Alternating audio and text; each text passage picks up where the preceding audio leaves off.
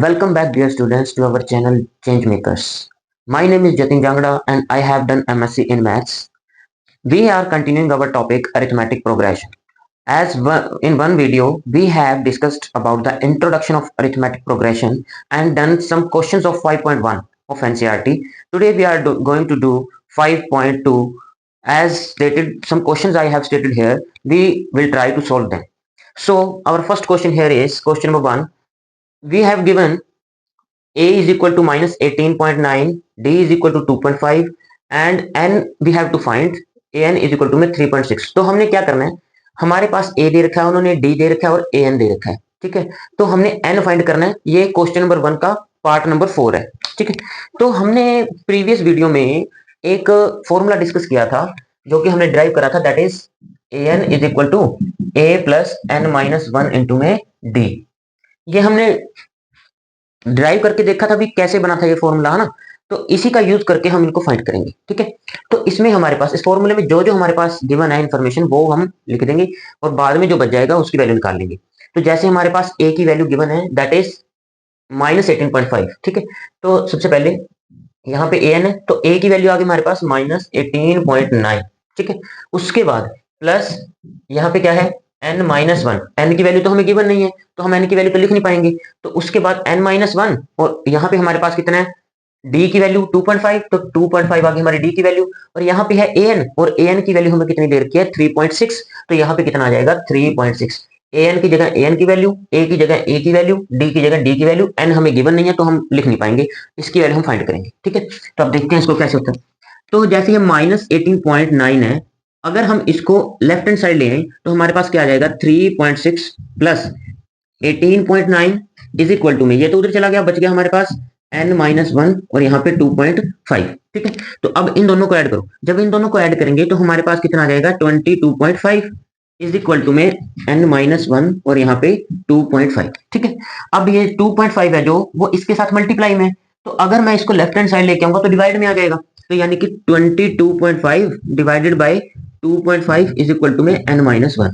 ठीक है, अब यहाँ पे देखो, यहाँ से पॉइंट हटाओ, यहाँ पे 10 लगा दो, यहाँ से पॉइंट हटाओ और ऊपर 10 लगा दो। ठीक है, तो पॉइंट हट गई, अब हमारा काम आसान हो जाएगा, 10 से 10 कैंसिल हो गया, 25 1 जा 25, 25 9 जा 225। ठीक है, तो यहाँ पे आ गया हमारे पास 9 इज इक्वल टू में n माइनस 1। ये माइनस 1 है, इधर आके प्लस हो जाएगा, तो ये हो गया 9 plus 1 is equal to n। तो n की वैल्यू हमारे पास कितनी आ गई 10। ठीक है, आई थिंक ये सभी को समझ में आ गया होगा। तो n की वैल्यू हमारे पास कितनी आ गई 10 आ गई n की वैल्यू, तो हम n इज इक्वल टू में 10। आई थिंक ये क्वेश्चन सभी को समझ में आ गया होगा। तो हम इसी तरह से इसका क्वेश्चन नंबर 2 करते हैं।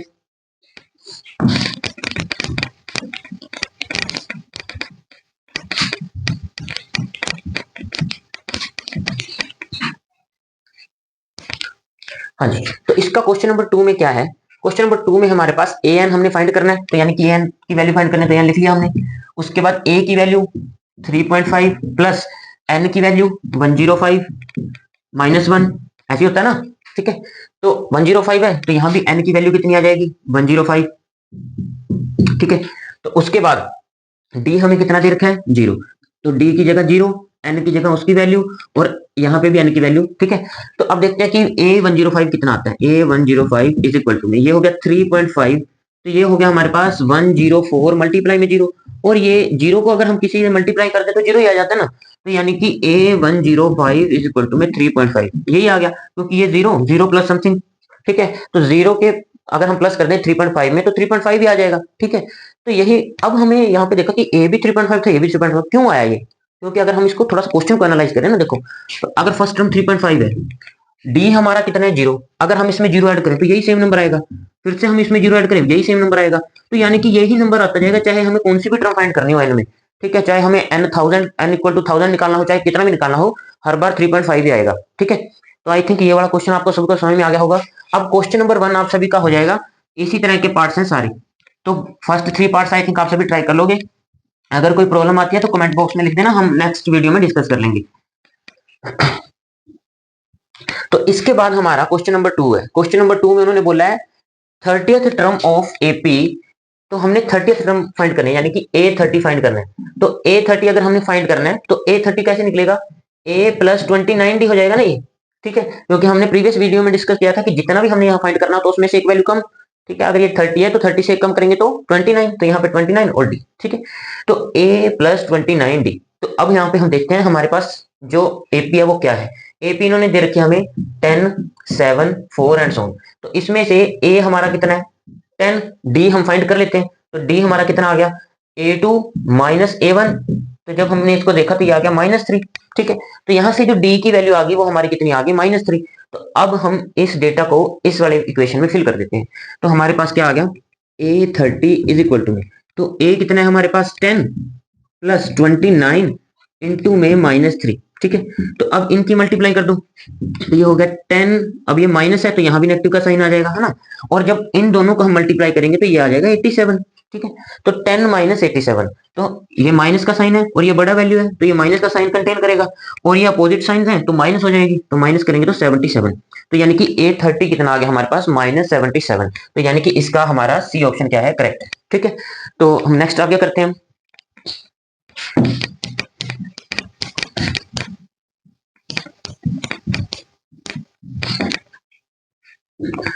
तो नेक्स्ट हमारे पास क्वेश्चन है 11th टर्म ऑफ एपी।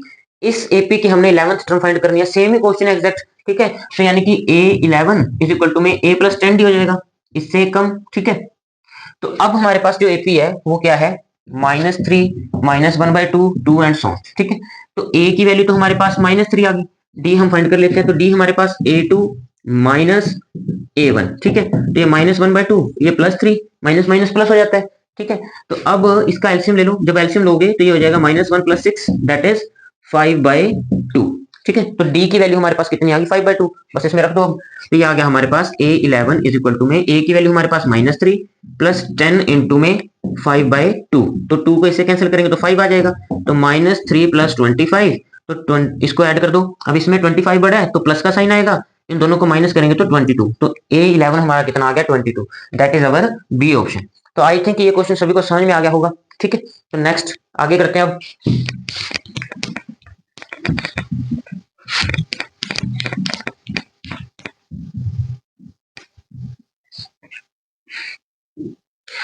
तो नेक्स्ट क्वेश्चन है हमारे पास। अब इन्होंने हमें क्वेश्चन नंबर 3 में क्या करा है, ये बॉक्सेस डाल दिए बीच में और इन बॉक्सेस में हमने वैल्यूज फिल करनी है। हमारे पास फर्स्ट a1 दे रखा है और यहाँ पे हमारे पास ये देखते हैं कौन सी टर्म है। अगर ये a1 है तो ये a2, a3, a4, a5, a6, यानी कि ये 6th टर्म है। तो हमें a की वैल्यू गिवन है 4 और a6 हमें गिवन है -6। ठीक है, a6 की वैल्यू हमारे पास गिवन है 6। तो ये इसको हम क्या लिख सकते हैं a + 5d is equal to 6, क्योंकि ये 6 है तो यहाँ पे 5 आ जाएगा। ठीक है, a की वैल्यू हमारे पास 4, तो 4 + 5d इज इक्वल टू 6। इसको उधर ले जाओ तो 6 - 4 आ गया। ठीक है, तो ये आ गया हमारे पास -4 था। ठीक है, तो यहाँ पे -4 आएगा, तो -4, यहाँ भी -4, इसको इधर लेके आएंगे प्लस, तो ये हो गया 5d इज इक्वल टू में 10। ठीक है, तो ये 5 को डिवाइड में ले आओ तो डिवाइड करेंगे तो ये आ गया 2। ठीक है, तो d की वैल्यू हमारे पास 2 आ गई। तो अगर हमारे पास d इज इक्वल टू में 2 आ गया तो अब हम इसमें फिट कर देते हैं इसको। तो हमारे पास जो हमने सेकंड वैल्यू निकालनी है इसमें, ठीक है, तो a2 का क्या होता है हमारे पास a + d हो जाता है ना, क्योंकि यहाँ पे 2 है तो यहाँ पे कितना आ जाएगा हमारे पास 1 आ जाएगा, तो 1d। तो इसमें वैल्यू फिट कर दो, a की वैल्यू -4 और इसकी वैल्यू 2, तो ये हो गया -2। ठीक है, उसके बाद a3 फाइंड कर लो, a + 2d। तो a की वैल्यू हमारे पास कितनी है -4, तो ये -4 + 2 इंटू में d की वैल्यू 2, तो ये हमारे पास कितना आ गया -4 + 4 दैट इज इक्वल टू 0। ठीक है, इसी तरह से हम a4 निकाल लेंगे, a5 निकाल लेंगे। ठीक है, तो a4 हमारे पास कैसे आ जाएगा a + 3d। ठीक है, इसी तरह से a5 हमारे पास आ जाएगा a + 4d। इन दोनों में a और d की वैल्यू फिट कर देंगे हम और हमारा आंसर आ जाएगा। ठीक है, तो हम इसके नेक्स्ट पार्ट में मूव करते हैं।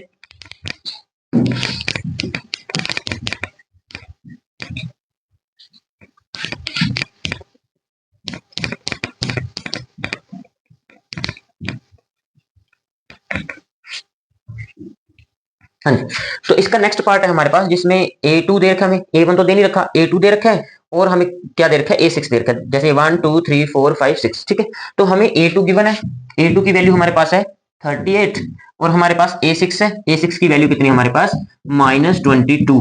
ठीक है, तो हम देखते हैं इसको, जब हम ये करेंगे तो ये हो गया a + d, इसको सोल्व किया तो ये आ गया। जब हमने इसको ओपन किया तो ये आ गया a + 5d is equal to में -22। ठीक है, तो अब यहां से ऐसे करो, a की वैल्यू निकाल लेते हैं हम। ठीक है, तो a की वैल्यू कैसे, a इज इक्वल टू में 38 - d हो गया ना। ठीक है, तो a की वैल्यू 38 माइनस डी, तो इसको इसमें पुट कर दो a की वैल्यू को, तो ये इक्वेशन 1, इसमें वैल्यू को सब्स्टिट्यूट कर दो, a की जगह पे 38 minus D plus 5d as it is same is equal to में -22। ठीक है, तो 38 जब इन दोनों को हम सोल्व करेंगे तो ये आ गया प्लस का 4d इज इक्वल टू में -22, इसको उठा के उधर ले जाओ तो ये हो गया हमारे पास -22, यहाँ ये प्लस में था उधर जाके माइनस हो जाएगा। ठीक है, उसके बाद 4d इज इक्वल टू में जब माइनस माइनस प्लस हो गया, ठीक है, तो साइन तो नेगेटिव का ही रहेगा, जब इनको प्लस करेंगे तो 60। ठीक है, 4 को डिवाइड में ले जाओ, -60 डिवाइडेड बाय 4, इसको जब कैंसिल करेंगे तो ये हमारे पास आ गया 15। ठीक है, तो ये इसमें आ गया हमारे पास माइनस का 15। ठीक है, तो d की वैल्यू हमारे पास आ गई है -15, तो अब तो बस ये निकालना आसानी है। तो अगर d की वैल्यू -15 है तो पहले हम a1 निकाल लेते हैं। ठीक है, तो a1 कैसे निकलेगा, a plus D is equal to में यहां से निकालो ना सीधे, ये करने की जरूरत ही नहीं हमें। तो जैसे ये d है, d को इसमें सब्स्टिट्यूट कर दो, तो ये हमारे पास क्या आ गया, a इज इक्वल टू में 38 माइनस -15 आया तो -15 लिख दे हम, तो ये हो गया 38 माइनस माइनस प्लस 15। ठीक है, तो जब इन दोनों को ऐड करेंगे तो हमारे पास कितना आ जाएगा 53। तो यानी कि a की वैल्यू तो 53 आ गई, यानी कि फर्स्ट टर्म हमारी आ गई 53। उसके बाद a3 फाइंड करना है हमने, a3 a4 a5, a3 यानी कि a प्लस 2d, तो a की वैल्यू हमारे पास कितनी है 53 प्लस 2 इंटू में d की वैल्यू -15, तो ये आ गया हमारे पास 53 -30, 15 टू जा 30 और नेगेटिव का साइन है तो नेगेटिव का साइन साथ में आ जाएगा। ठीक है, तो यानी कि ये आ गया -30, तो इसको जब हम माइनस करेंगे तो माइनस करके हमारे पास कितना आ गया 23। ठीक है, तो यानी कि a3 हमारे पास 23 आ गया। उसके बाद हमने a4 निकालना था, तो a4 आ जाएगा a प्लस 3d, तो a4 यहाँ पे a की वैल्यू सब्स्टिट्यूट कर दो, a की वैल्यू जब सब्स्टिट्यूट करी 53 प्लस 3 इंटू में -15, तो ये आ गया हमारे पास 53 माइनस 45, जब इसको माइनस करेंगे तो दैट इज 8। ठीक है, तो a4 हमने निकाल लिया। इसी तरह से हम किसको निकाल लेंगे, a5 को निकाल लेंगे, तो a5 हमारा कितना आ जाएगा, a5 हमारा आ जाएगा 53 प्लस 4 इंटू में d दैट इज दिस, तो ये हो गया 53 माइनस 60, तो ये हमारे पास कितना आ गया -7। ठीक है, तो यानी कि ये हमारी वैल्यूज आ गई, बस इन वैल्यूज को हम बॉक्स में लिख देंगे। अब जैसे हमारे पास a की वैल्यू 53 आ गई थी, ठीक है, उसके बाद a3 की वैल्यू हमारे पास 23 आ गई, उसके बाद हमारे पास a4 की वैल्यू कितनी आ गई 8, फिर आ गया -7। इसी तरह से अगर आप a6 भी निकाल के देखोगे ना तो यही वैल्यू आ जाएगी सेम। चलो करके देख लेते हैं, आते हैं नहीं, तो ये हो गया a प्लस 5d, तो ये a की वैल्यू 53 प्लस 5 इंटू में -15, तो ये हो गया 53 माइनस 75, तो जब इसको माइनस करेंगे तो ये हमारे पास कितना आ गया -22 ही आ गया दोबारा से ना, तो यानी कि इस तरह से हम फाइंड कर सकते हैं। ठीक है, तो आई थिंक ये सभी को समझ में आ गया होगा। ठीक है, तो नेक्स्ट हम आगे चलते हैं।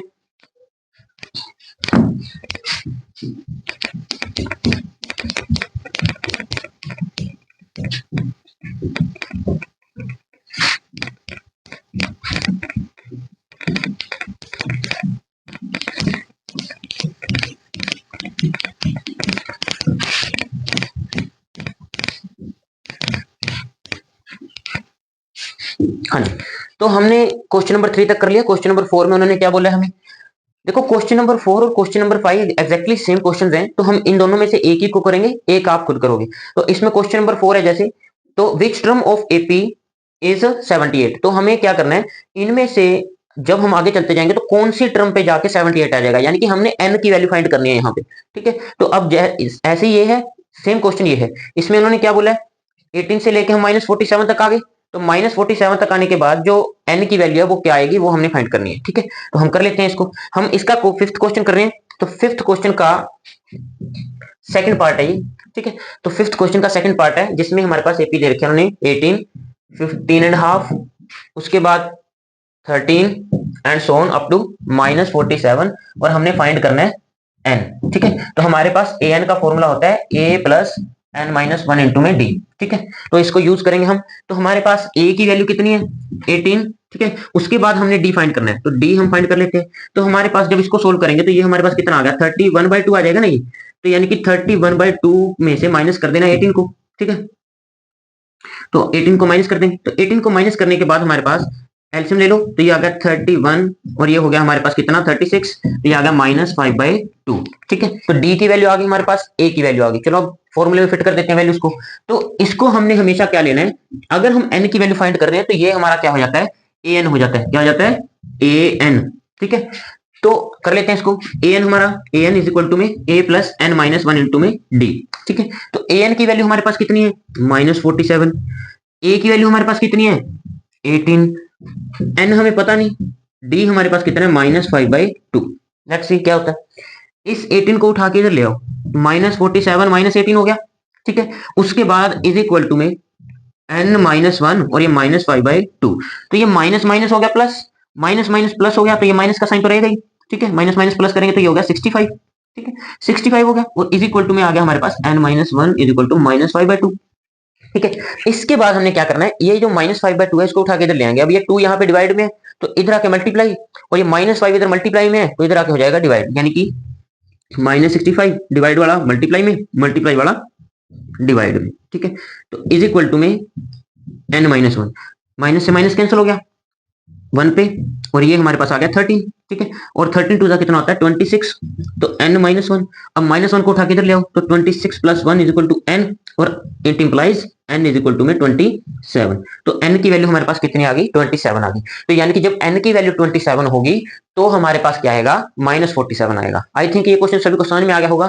ये क्वेश्चन हमने एक्जैक्टली सेम इसी तरह से करना है, क्योंकि ये थोड़ा सा आसान था इसलिए मैंने नहीं करवाया, क्योंकि इसमें डिफरेंस हमारा 5 आ जाएगा, ए की वैल्यू हमारे पास 3 है और ए एन हमारा कितना हो गया 78। ठीक है, तो ए एन की जगह यहाँ -47 है, जैसे यहाँ पे इस वाले क्वेश्चन के लिए यहाँ 78 आ जाएगा, और ए की वैल्यू यहाँ पे 3 रख देंगे और डी की वैल्यू यहाँ पे आ जाएगी 8। बस उसके बाद सेम यही स्टेप्स हैं।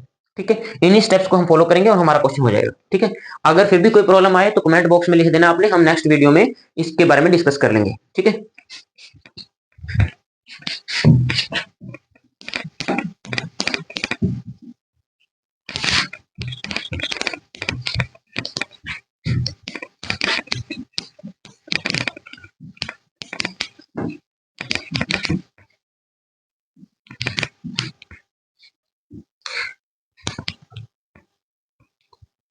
हाँ जी, तो हमारे पास क्वेश्चन नंबर 5 है, हो गया। क्वेश्चन नंबर 6 में आते हैं। अब उन्होंने बोला है check whether -150 is a term of AP this. तो हमारे पास एपी दे रखे हैं उन्होंने, दैट इज 11 8 5 2, और हमने चेक करना है कि क्या इसमें -150 आता है, इसको हमने चेक करना है। ठीक है, तो हम चेक कर लेते हैं। और चेक करेंगे कैसे, तो चेक करने के लिए हम ये करेंगे कि जो -150 है ना उसको हम ए एन लेट कर लेंगे। ठीक है, क्यों ए एन लेट कर लेंगे, क्योंकि जब हम उसको ए एन लेट करेंगे और ए एन वाला फॉर्मूला प्रोसीड करेंगे, अगर एन की वैल्यू नेचुरल नंबर आ गई, क्योंकि हम इसमें क्या पढ़ रहे हैं, first term second term third term ऐसे पढ़ रहे हैं, ये तो नहीं पढ़ रहे हैं ना हम कि फर्स्ट टर्म फिर 1.1 टर्म फिर 1.2 टर्म, ऐसे तो नहीं है ना। तो यानी कि नेचुरल नंबर आ रहे हैं सारे के सारे, तो यानी कि एन की वैल्यूज नेचुरल नंबर हो सकती हैं, नेचुरल नंबर के अलावा कुछ नहीं हो सकती। ठीक है, तो अगर हमारा एन यहाँ पे नेचुरल नंबर आ गया तो दैट मीन्स -150 इसमें आता है। अदरवाइज अगर n की वैल्यू नेचुरल नंबर नहीं आई तो ये उसमें नहीं आता है। ठीक है, तो हम कर लेते हैं इसको। तो इसमें हमारे पास a की वैल्यू कितनी है, a इज इक्वल टू में 11 और d इज इक्वल टू में 8 - 11, तो दैट इज -3। तो a की वैल्यू आ गई, d की वैल्यू आ गई, और इसको हमने क्या लिखना है an। ठीक है, फॉर्मूला लगा दो यहाँ पे, an इज इक्वल टू में a + n-1 इंटू में d। ठीक है, तो an की वैल्यू -150 इज इक्वल टू में a की वैल्यू कितनी आ गई 11 प्लस n-1 और d की वैल्यू -3। इसको उठा के इधर ले आओ, -150 -11 इज इक्वल टू में n-1 -3। अब इसको जब हम सोल्व करेंगे माइनस माइनस हो गया प्लस, तो ये हो गया -161, और ये हमारे पास आ गया n-1 इंटू में -3। अब -3 यहाँ मल्टीप्लाई में, अगर ये मल्टीप्लाई में इधर आके डिवाइड हो जाएगा तो डिवाइड कर दो इसको, तो ये हो गया n-1, माइनस से माइनस कैंसिल। जब इसको हम डिवाइड करेंगे, देखो क्या ये डिवाइड हो रहा है, अगर हम इसको डिवाइड करें तो ये 5 पे 15 फिर आ रहा है 11, तो यानी कि ये डिवाइड नहीं हो पा रहा है ना। तो चलो फिर भी हम एक पॉइंट तक लिख देते हैं इसको। तो ये हमारे पास कितना आ गया 5, उसके बाद 11 यानी कि 3 पे, उसके बाद 0.20 यानी कि 6, और इसके बाद चलता जाएगा ये। ठीक है, तो यानी कि 53.6 समथिंग आ गया।